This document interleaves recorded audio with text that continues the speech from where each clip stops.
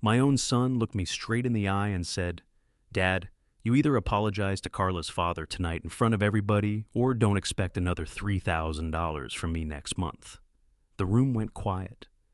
Even the waitress standing beside our table as the Cracker Barrel froze for half a second before setting down the water pitcher. I stared at Garrett, turning the words over in my head, certain I must have misheard him. "You're asking me to apologize for speaking the truth." He slouched against the booth cushion and scrubbed his hands over his face. "All I want is one simple thing from you." "No," I told him. "What you want is for me to stand up there and lie." He exhaled slowly as if I were the unreasonable one. "Welcome back to Dad's Revenge. Glad you're here with me today. If stories like this one speak to you, consider following along so you never miss one. Before we get started, I'd love to know where in the world are you listening from right now, and what time is it there? Drop it in the comments when you get a chance. One quick note. Some details in this story have been shaped for the purpose of storytelling, and any resemblance to specific real people or events is purely coincidental. What matters most is the truth at the heart of it. Dad, why do you always make everything harder than it has to be? Those words stung more than the threat itself. Not because they were new, some version of that line had been following me around for years. The name's Dale Pruitt, 68 years old. And up until pretty recently, I genuinely thought I'd done a solid job as a father. I taught American history at Farragut High School in Knoxville, Tennessee, for almost 38 years. Never got rich, never aimed to. I coached track after school, helped kids apply for scholarships, and spent more Friday nights grading papers than watching football. Ruth used to say I could stretch $20 farther than anybody she'd ever come across. She had a point. It was a modest life, but it was ours, and it was good. Cancer took her 7 years ago. I haven't felt quite right since. Garrett had made something of himself. Really made something. He ran a commercial roofing company outside Charlotte with nearly 50 employees. Beautiful home, fresh trucks rolling in every couple of years, a country club membership, the kind of life you picture for your kid when they're still small. About 4 years back, he came to me, wearing his concerned son face. "Dad, you've worked enough." I laughed at that. "I've been retired 6 months, genuinely retired for once." He pushed me to give up the substitute teaching drop. The tutoring quit stressing over every dollar. "I'll send you $3,000 every month," he said. "Go live a little." I turned him down flat. He kept at it for weeks, wore me down eventually. "It'll make me feel better," he kept saying. Looking back on it now, that free money turned out to be the most expensive thing I ever took. Early on, nothing felt different. The deposit would hit on the first of the month. I'd call to say thanks. We'd sit down for dinner here and there. It all seemed fine. Then the small requests began trickling in. "Dad, can you take the kids?" "Saturday, sure." "Dad, you know I'm helping you out. Could you be there a little earlier?" "Of course." "Dad, would you mind staying the night?" Not at all. Somewhere along the way, could you shift it quietly into "I need you to." After that, it stopped being a question at all. Carla almost never asked anymore. She just assumed. I adore those grandchildren. Nadia was 11. Cody had just turned 8. I'd happily cover 2 hours of highway any day to spend time with them. So I swallowed the growing sense that I'd stopped being their grandfather. I was becoming unpaid childcare that happened to share their last name. Carla wasn't nasty about it, not in any obvious way. Open hostility would have at least been honest. She worked in small, precise jabs instead. "Oh, Dale probably hasn't figured out how these smart TVs work. I'll go over online banking with him later. He doesn't need to bother with the bill." Always pleasant, always playing the helpful one. Always somehow steering the room toward the idea that I was the old man who couldn't keep up. The worst of it was catching myself nodding along occasionally. And then there were her parents, Harlan and Patty Vance. Harlan had cashed out of an industrial supply business for a sum I couldn't picture. He never passed up a chance to make sure you remembered that. Every conversation, no matter where it started, would bend back around to one of 3 destinations: his portfolio, his golf handicap, or himself. Patty was cut from the same cloth.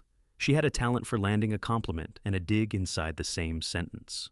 "Dale has such a sweet little house." Little that word again. Little pension, little car, little life. The whole thing cracked open 2 weeks earlier at Harlan's country club. We'd wrapped up lunch after one of those charity golf tournaments. Harlan was holding court, rolling out another story. This shopping center I bought in Georgia doubled in value because I saw where the highway expansion was headed. I happened to know that story had a hole in it, Not because I wanted to humiliate him, because my older brother Gerald had held property in that same area years back. I thought the state's announcement on that project came after your purchase, I said. Harlan smiled. No, I had the inside read on that ahead of time. Someone else at the table pulled out his phone and checked. Turned out they had announced it afterward. Harlan brushed it aside with a laugh. The rest of the table let it go. I figured that would be the end of the matter. It wasn't. 3 nights on Garrett's name lit up my phone. You owe Harlan an apology? For what exactly? You made him look bad out there. He managed that on his own. That's beside the point. I can still picture myself in the kitchen, staring out the window at the dogwood tree Ruth planted years ago. Garrett, do you hear what you're saying? It's just one dinner, Dad. This matters to Carla. No, it matters to me. My answer was still no. Then something shifted in his voice. Flat. Measured like a contract negotiation. If you won't do it, I waited for the rest. The monthly money stops. A beat of silence. You'd honestly go that far, I'd rather not, but yes, if that's what this comes down to. I almost wished he'd raised his voice, that I could have absorbed. Instead, I sat at the kitchen table for close to an hour after we hung up. The $3,000 wasn't the issue, not really. That's real money, no question. Walking away from it would cost me something. I'd postpone fixing the fence, drive my old Chevy another few years, cancel a vacation I'd been thinking about. But none of that cut anywhere near as deep as knowing my son had put a dollar figure on my dignity. First thing the next morning, I drove across town to see my attorney, Paula Greer. I'd figured it was routine. She was on her feet the moment I stepped through the door. I'm so sorry about your brother. I hadn't even been told Gerald was ill. We weren't estranged, just different. He'd poured 40 years into commercial real estate out in Scottsdale, Arizona. I stayed in Tennessee teaching history. We phoned each other every month, got together when the calendar allowed. It never crossed either of our minds that one of us would go first. Without much preamble, Paula pushed a folder across her desk. He updated his estate 6 months ago.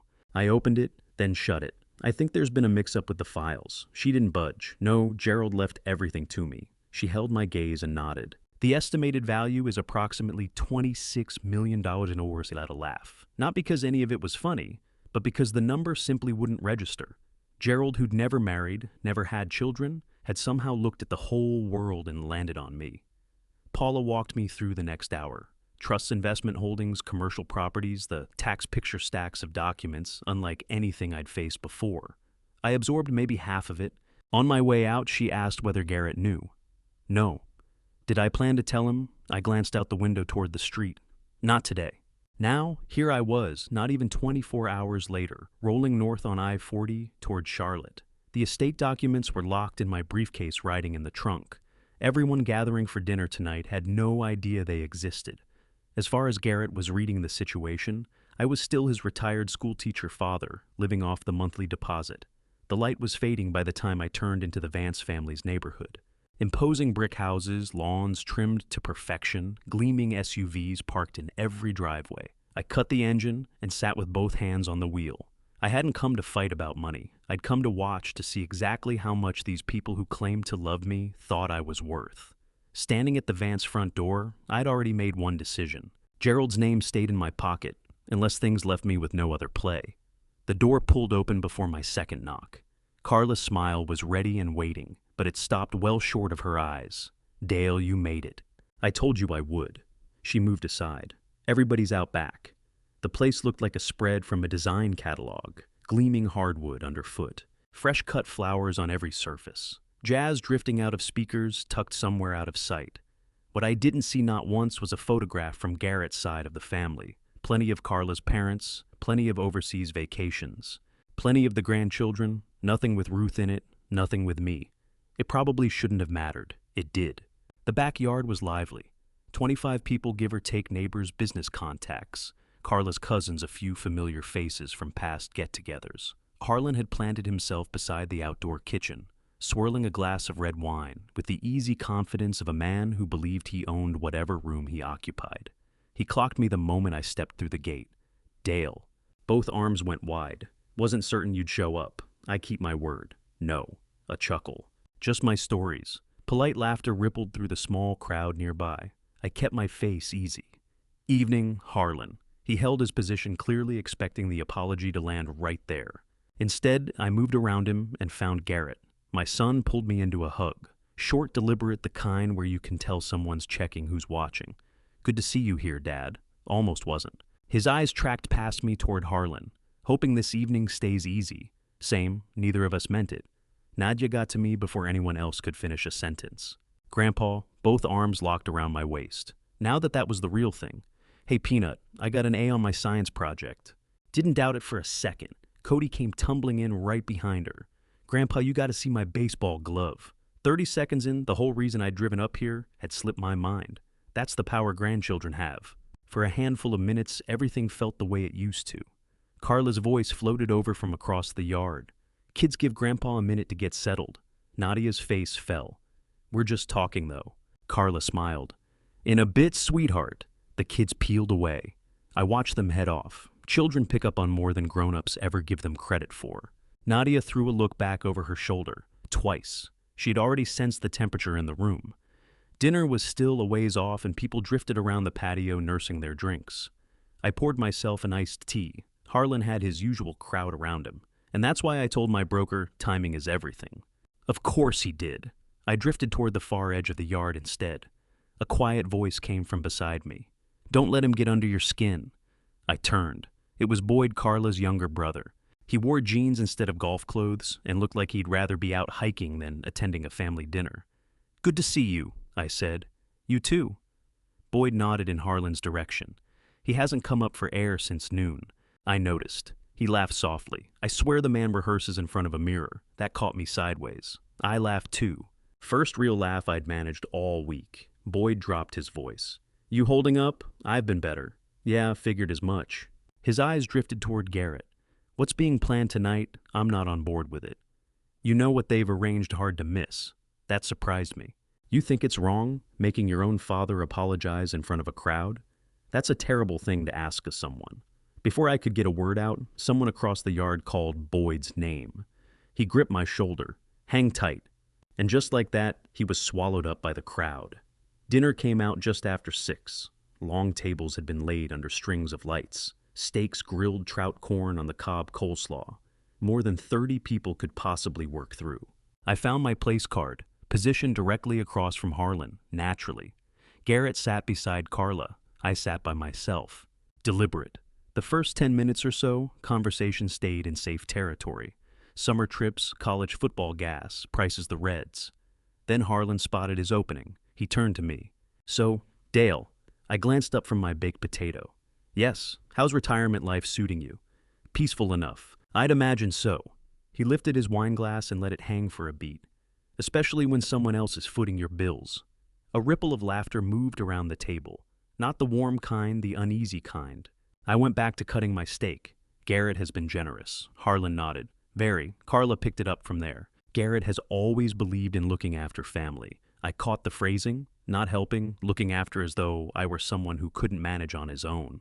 I set my fork down. Your husband has helped me out. Yes. Harlan smiled. That's what children who've made something of themselves are meant to do. I held his gaze. And children who have been raised right. Silence settled, long enough to make the whole table shift in their seats. Then somebody steered things elsewhere. A minute or two later, Patty leaned my way. Dale, are you still driving that old Ford of yours? Still am, she brightened. They've made such wonderful safety improvements in newer models. I smiled, so I've been told. You really ought to let Garrett set you up with something better. Before I could respond, Cody yelled from the kids' table that he'd dropped his hot dog. The conversation broke apart. Lucky timing. As the meal wore on, I kept watching Garrett. He barely touched his food, checked his phone more than once, glanced over at Harlan every few minutes, like a man watching for a signal. That bothered me more than anything Harlan had said all evening. The young man I'd raised had carried himself with confidence. The one sitting across from me looked like he was trying to hold two separate lives from crashing into each other. Then, dessert arrived. Peach cobbler, cheesecake coffee. The sun had gone down behind the trees, and the only light left came from the strings overhead. People loosened up, or acted like they did. I knew something was still coming. I could feel it building. Carla leaned close and kept her voice low. Dale. I looked over. It doesn't have to turn ugly. I agree with that. So maybe once everyone's finished, you could simply say you're sorry for upsetting my father. I set her straight. Sometimes being factually correct isn't worth the damage it does. I smiled evenly. That's quite a philosophy. She exhaled. Please don't be difficult about this. I nearly laughed. She honestly believed this was a matter of stubbornness. Then Garrett leaned in, voice barely audible. Dad, please, don't make me follow through on this. I looked at him for a long moment. Nobody's forcing your hand. He was the one who looked away. The grandchildren were out at the far end of the yard chasing fireflies. Their laughter drifted back across the lawn. I sat there watching them and thought about what Ruth would have done. Probably slipped her hand into mine under the table. Probably murmured that I didn't owe anyone my dignity. I missed her more sharply in that moment than I had in a long time. Harlan rose from his seat. He reached for his wine glass and tapped the rim with his fork. Clink, clink, clink. Voices trailed off around the table. Faces turned his way. He smiled like a man gearing up for a wedding toast. I hope everyone will indulge me for just a moment. I already knew this wasn't any toast. This was what the whole evening had been building toward. The chatter died away almost at once. Harlan stood at the head of the table, one hand wrapped around his glass, wearing the smile of a man presiding over an awards dinner rather than a family cookout. I'll keep it brief, he said. A few chuckles. I noticed Garrett staring hard at his plate. Carla reached over and covered his hand with hers. That one gesture told me everything. They'd gone over this together, mapped it out, maybe even run through it in advance. Harlan cleared his throat. Family matters. Several people nodded. And something I've always held to is that families should be willing to admit their mistakes. There it was. Nobody looked at me right away. They didn't need to. The silence found me on its own. Harlan finally turned my way. Dale, I'd like to offer you a chance to set things right. I folded my napkin and rested it next to my plate. What exactly are you asking of me? You embarrassed me in front of my friends at the club. I corrected something you said, in front of people I know, because it wasn't accurate. Harlan smiled, though the ease had gone out of it. Sometimes the wise move is knowing when to stay quiet. I tilted my head slightly. And sometimes the wise move is not telling a story that can be disproven in half a minute. A few people shifted in their seats. Boyd dropped his gaze, clearly working to keep a straight face. The smile left Harlan's face. Carla stood next.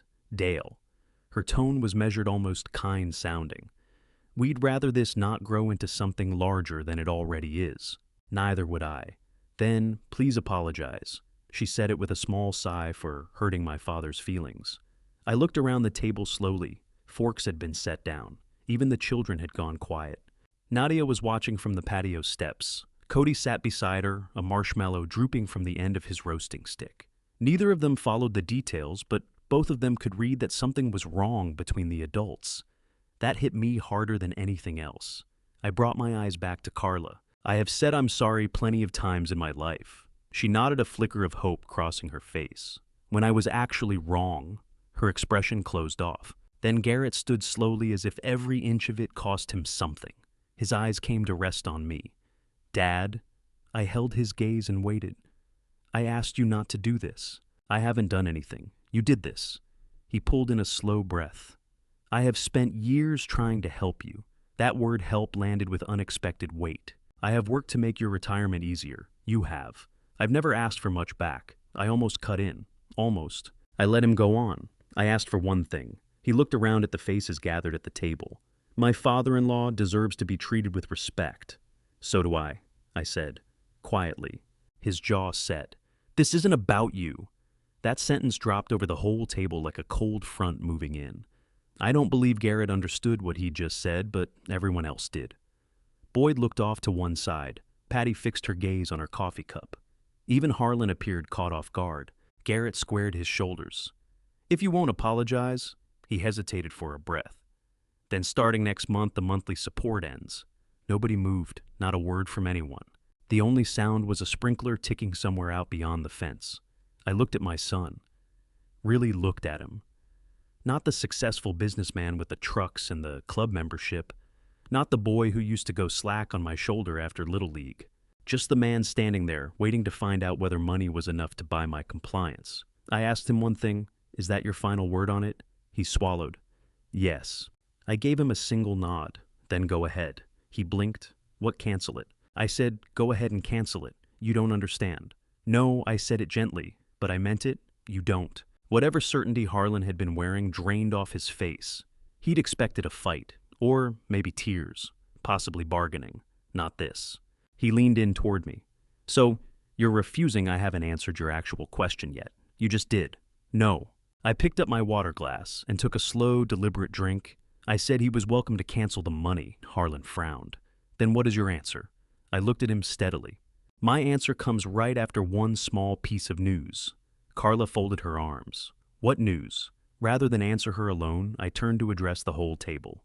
Yesterday morning, I sat down with my attorney. That got Garrett's attention fast. Attorney, my older brother Gerald, passed away. Something shifted in the room just slightly. Quiet condolences came from several people around the table. Patty murmured, "Oh, Dale, I'm so sorry." Harlan dipped his head. "My condolences." For a moment, the room became something human again.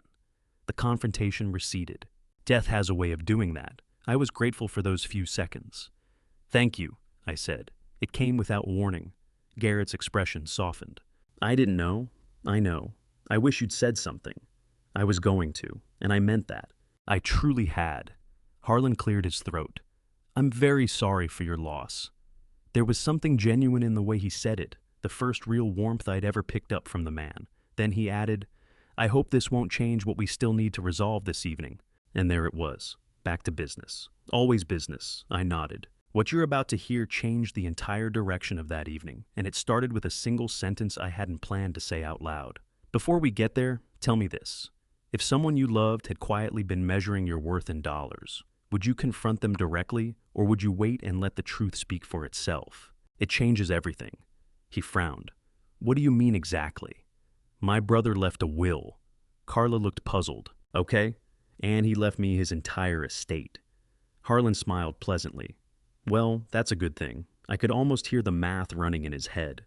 Maybe Gerald had left me a fishing cabin, a beat-up truck, a modest savings account, enough to pad a retirement, nothing that would turn heads.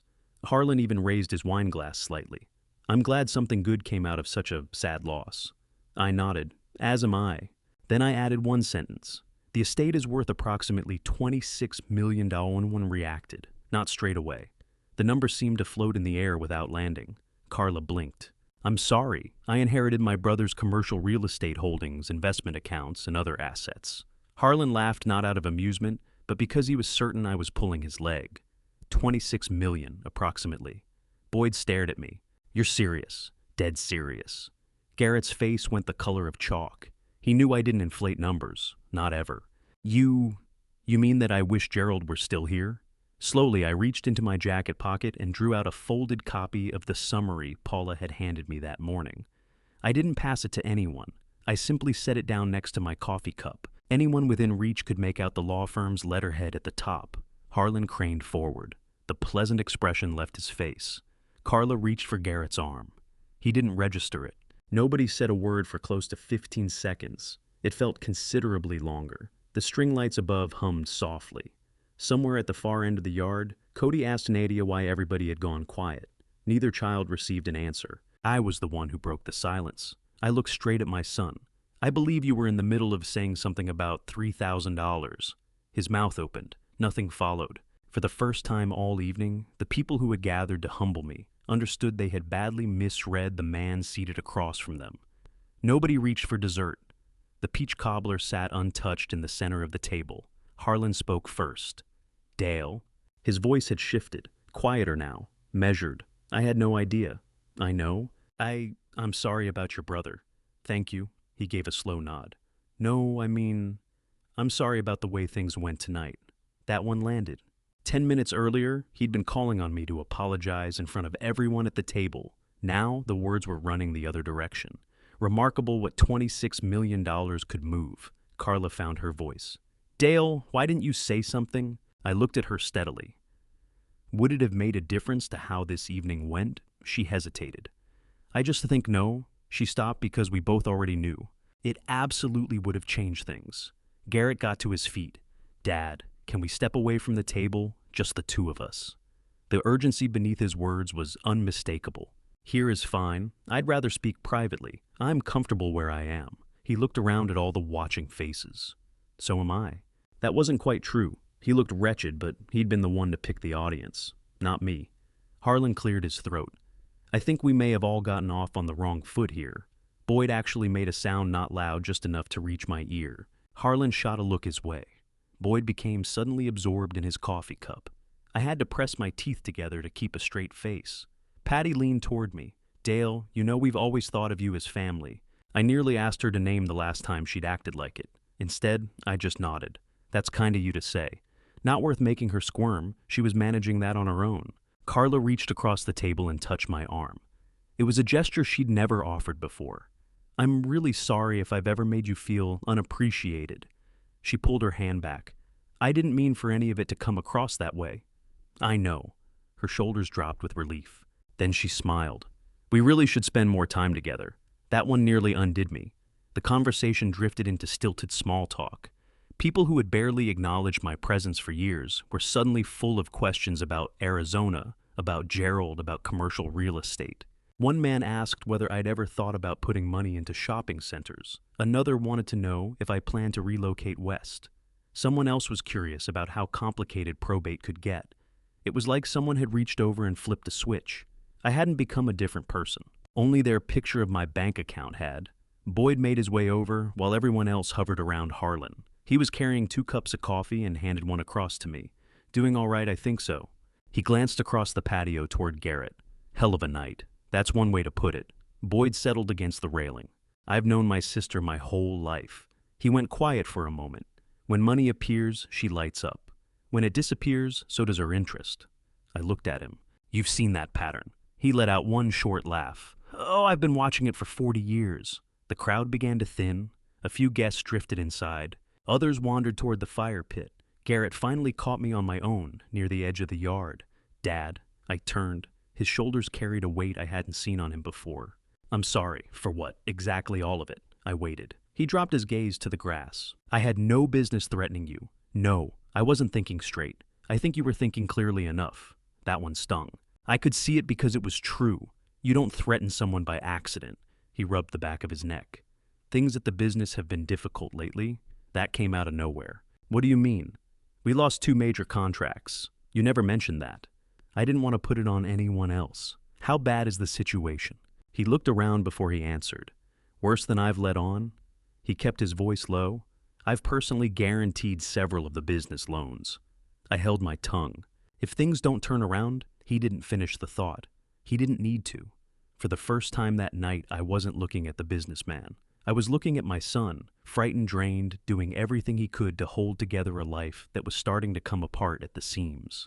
Part of me wanted to reach over and put a hand on his shoulder, tell him we'd find a way through it. That's what fathers do, regardless of how old their children get. But then another thought stopped me cold.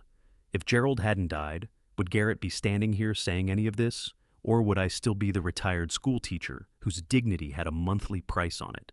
The answer came faster than I wanted it to. I'm still your father, I said. You are, and I love you. His eyes went glassy. I know that, but love and trust aren't the same thing. He nodded, eyes still on the ground. Carla walked over. There you both are. Her smile took a little extra effort to produce. I was thinking of course she was. Maybe everyone could come over again next weekend. I raised an eyebrow. Really? Absolutely. The kids miss you. They saw me 3 days ago. She blinked. What I think you mean is you've suddenly remembered I'm family. A flush crept into her cheeks. That's not fair. She turned to Garrett, looking for backup. He said nothing. Harlan appeared at my shoulder a moment later. Dale, I think you and I may have started off on the wrong foot. A bit, yes. I'd like to change that. How? He smiled. I have business contacts who'd very much like to meet someone with resources like yours. There it was. Less than an hour had passed, and people were already angling to get close to the inheritance. I appreciate you saying so. You should think seriously about investing. I've been thinking about something else. What's that sleep? He gave a polite laugh. I mean it. So do I. Around 9:00, I went around saying my goodbyes. Nadia hugged me so hard I thought something might give. Are you coming back next weekend? I hope so. Cody pressed a folded piece of paper into my hand. 2 stick figures standing over a fishing hole, big smiles on their faces. No money, no arguments, just a grandfather and his grandson. I slid it into my jacket pocket. Thanks, buddy. As I made my way toward the truck, I picked up the sound of footsteps behind me. Boyd. He waited until we were well clear of the others. Then he said quietly, "Can I tell you something?" "Go ahead." "They're scared." I figured that much. "No." He shook his head slowly. "You're not getting it." He glanced back at the house. "They're not sorry. They're working out how to stay positioned close to $26 million. I looked at him. "You honestly believe that?" "I know these people." He gave a weary smile. "Just be careful about making any major decisions now that everyone's suddenly treating you well." He started to turn away. Then he stopped. "There's something else? My sister doesn't know I overheard her." "Overheard what?" "This afternoon." He looked me square in the eye. "She told my dad, just keep Dale happy until everything transfers.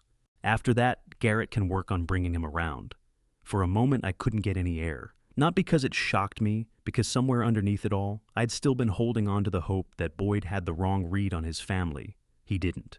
I drove back to Knoxville, Tennessee in total silence. Around 11 the next morning, my phone rang. Paula Greer, Dale. She said, "There's something your brother left behind that I wasn't able to bring up yesterday." "What is it?" "It isn't money." She paused. "It's a personal letter." Paula asked whether I could come by her office that afternoon. "I really think this is something you ought to read in person," she said. There was something in the way she said it that made me skip lunch and drive straight downtown. The drive from my house to her office normally took 20 minutes. That day it felt like 5. Paula met me in the reception area, holding a large manila envelope.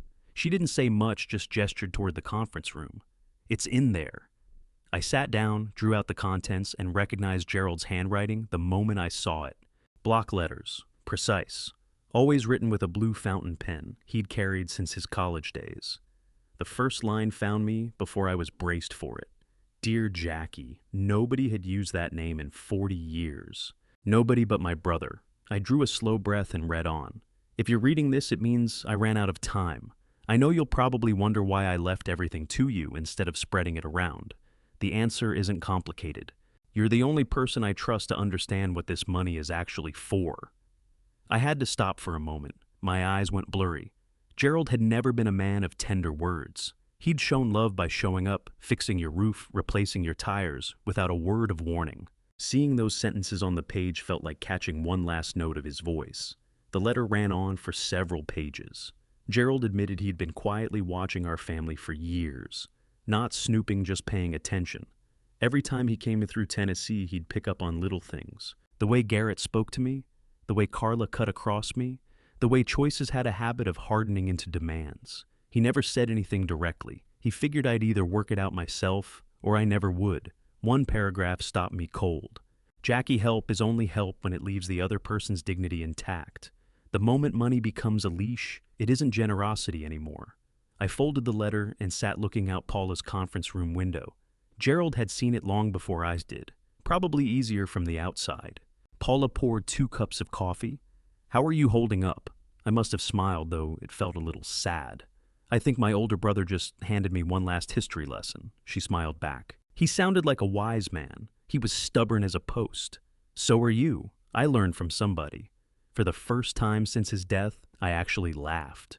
A genuine one, the kind that arrives without any warning. The estate transfer moved more quickly than I'd anticipated. Gerald had mapped everything out with care. The commercial properties already had management firms in place. His investments were spread across different holdings. Every tax record was filed to the last receipt.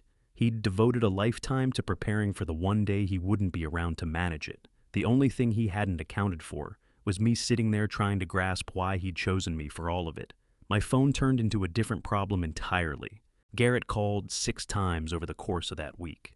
Carla sent texts just checking in, then "the kids miss you," then "dinner this weekend." I didn't shut them out. I just responded when I was ready, rather than when they expected it. That was new territory for me. Harlan phoned 3 days later. I nearly let it go to voicemail. "Dale," he said, sounding unusually bright. "I've been doing some thinking." That worried me right away. He chuckled. "I know several excellent financial advisors. I'm sure you do. There's also a commercial development opportunity just outside Asheville, North Carolina, that you might want to consider. I appreciate you thinking of me. So, you'll take a look." "No." A pause. "I haven't even laid out the details." "I know." "Then why not?" "Because I'm still learning what it means to be the steward of my brother's legacy." He cleared his throat. I understand. I doubted he really did. The following Saturday, I drove down to Chattanooga with my realtor. Gerald's estate included properties in Arizona, but I had no interest in making that a permanent home. Tennessee would always be where I belonged. Still, I'd long had a pull toward the lakes around East Tennessee. Quiet mornings, fishing docks, no country club politics, no family dinners that ran like business negotiations, just water trees and peace. The house wasn't oversized, about 3,200 square feet, a brick fireplace, wide front porch, and a dock stretching into the lake. It brought to mind somewhere Ruth would have loved. I bought it outright, paid cash, not to make a statement, but because for the first time in years, every choice was entirely my own. A month later, I sat across from an estate planner. 3 things matter to me, I told him. He uncapped his pen. First, my grandchildren. Nadia and Cody would have their college fully covered. Not through Garrett, not through Carla, through an independent educational trust neither of them could reach. Second, I said, and I smiled when I said it, a scholarship. Ruth had given 25 years to the public library as a volunteer. We created the Ruth Pruitt Community Scholarship for first-generation college students from Knox County. Nothing grand, just enough to open a door for kids who reminded me of the ones I used to teach. And third, I want no family disputes once I'm gone. Everything else went into a trust with clear written instructions. No ambiguity, no room for pressure, no angles to work. Gerald would have approved. Garrett eventually came to see me. He showed up on a Tuesday afternoon with a box of pastries from my favorite bakery, Old City Baking Company. He'd remembered. That made it harder. "You busy?" he asked. "Come on in." We settled on the back porch. Neither one of us touched the pastries. "I've been doing a lot of thinking," he said. "Same here." He kept his eyes on the yard. I went about all of it the wrong way. "You did. I'm ashamed of it. I believe that at least partly." Then he pulled in a slow breath. "Dad, here it comes." I thought I was only wondering. There it was. If maybe there was some way to discuss the inheritance. Of course there was. I closed my eyes for a second, not out of anger, but because I'd still let myself hope for something different. "What about it?" Well, he tripped over the words. "I'm not expecting anything. No, a gap. But if there was some possibility of investing together." I looked at him. He looked somewhere else. "I see. I thought maybe I know what you thought." I got up and walked inside. Garrett probably figured he had upset me. Instead, I came back carrying a single sheet of paper. Gerald's letter. Not the whole thing. Just the one paragraph I had copied. I pushed it across the table. Read that. He did slowly. When he got to the end, he went through it again. Then he folded it without speaking. He understood. Yes. He thought I was using money to control you. He thought it had become leverage. Garrett pressed both hands over his face. I hate that he had it right. So do I. "I love you," I told him. "I know that. But I'm not investing alongside you." He nodded. "I'm not settling your business loans either." Another nod. "And I'm not making financial decisions out of guilt." He looked older than he had a few months ago. I'm beginning to get that. Good. Because right there was the only kind of revenge I'd ever really been after. Not to break my son, not to put him to shame in public, just to make sure no one could ever again confuse my decency for a weakness they could exploit. Late that same evening, after Garrett's taillights disappeared down the road, my phone buzzed once more. A single sentence from him. "Dad, Carla moved out today." I held the phone and looked at that line for a long time before I set it down. Something told me the most difficult conversation between us was still waiting. Carla moved out on a Thursday. Garrett arrived at my lake house the following Monday. No pastries this time, no business pitch, no practiced warmth, just my son standing at the door with a small overnight bag and the kind of shadows under his eyes that don't come from one bad night. I pulled the door open before he had a chance to knock again. "You look worn out." "I am." I moved aside. "Come in." The coffee maker was already running. Old habits. I poured 2 cups and we carried them out to the back deck above the water. The lake was smooth that morning. A man in a small aluminum fishing boat drifted past without a sound. We sat without speaking for a while. Garrett was the one who broke it. Carla filed for separation. "I'm sorry to hear that. I think she's going to push for a divorce." I nodded slowly. He seemed surprised by that. "You're not going to ask what went wrong?" "I think I already have a fair idea." He gave a short, tired laugh. "Yeah." His eyes went back to the water. "You know what the worst part is? Tell me." I kept telling myself I was looking out for my family. He shook his head, and when he spoke again, his voice had a crack in it. But somewhere along the way, I stopped protecting people. He looked over at me. I started managing them. I said nothing. He needed to hear what his own words sounded like. The relationships disappeared. He swallowed hard. They turned into transactions. That sat between us for a long moment. It wasn't mine to say. He'd arrived there on his own. My business is nearly finished, he admitted. I've already sold 3 trucks. I listened. I had to let 12 employees go. That hit me. I knew some of those men. A few had coached Little League alongside Garrett. Others were raising young families. I couldn't keep up with payroll. I'm sorry, so am I. He pressed a hand to his forehead. Harlan said he'd step in and help, and then he didn't. That surprised me not at all. He told me I needed to figure out my own problems. Garrett laughed a hollow sound. Must be easy advice when it's not your company on the line. I nearly pointed out that he'd handed me almost the same line once. I let it pass. Some things don't need to be said twice. After another stretch of quiet, he asked what I knew was coming. Can I ask you something? Go ahead. Could you ever forgive me? I looked out across the water before I answered. Already done. His head swung toward me. You have, I forgave you weeks ago. Then why? Because forgiveness and trust are 2 different things. His shoulders fell. I figured that's what you'd say. I have no interest in spending whatever years I've got left carrying anger around. I gave a faint smile. That sounds like a miserable way to live. For the first time that whole morning, he smiled back. Just barely. There's something I need you to understand. I'm listening. When you threatened to cut off the money, he shut his eyes. I know. No, I shook my head slowly. I really don't think you do. He met my eyes again. It wasn't the money that wounded me. I tapped the rim of my coffee mug. What wounded me was realizing my own son thought my self-worth could be bought for a monthly check. His eyes went glassy with tears. I never saw it that way. I know, and that's exactly what worries me. He wiped his face. I turned into somebody I barely recognize. You turned into somebody who forgot where he came from. He nodded. I did. You remember that fishing trip when you were 10? He laughed even as the tears came. The one where we didn't catch a single thing. That's the one. You still went home and told your mother it was the greatest day we'd ever had. Because it was. You know why? He thought about it a moment. Because we were together. Exactly. I leaned back in my chair. We didn't need a dime to enjoy each other's company. Then his voice dropped low. I guess somewhere down the road, I convinced myself that money was the answer to everything. It answers some things. I glanced out at the still water. This house is comfortable. It is, but it doesn't make the coffee taste any better. He smiled at that. No, it doesn't make the grandchildren hug any tighter. No, and it sure doesn't mend what's broken between people. He drew a long breath. I don't want your money anymore. I believed him. Maybe not entirely, but enough to matter. I want another shot at this. I can give you a shot. His face lifted. But not the kind you're picturing. He waited. If you need somewhere to stay for a little while, I've got an apartment. Good. If you need a hand finding work, I can probably help with that too. I'll make a few calls. He blinked. You'd do that? Of course, I thought you'd tell me to sort it out on my own. No, why not? Because that's not how fathers operate. He dropped his head. I'm sorry I forgot that. Over the next 2 hours, we talked more honestly than we had in years.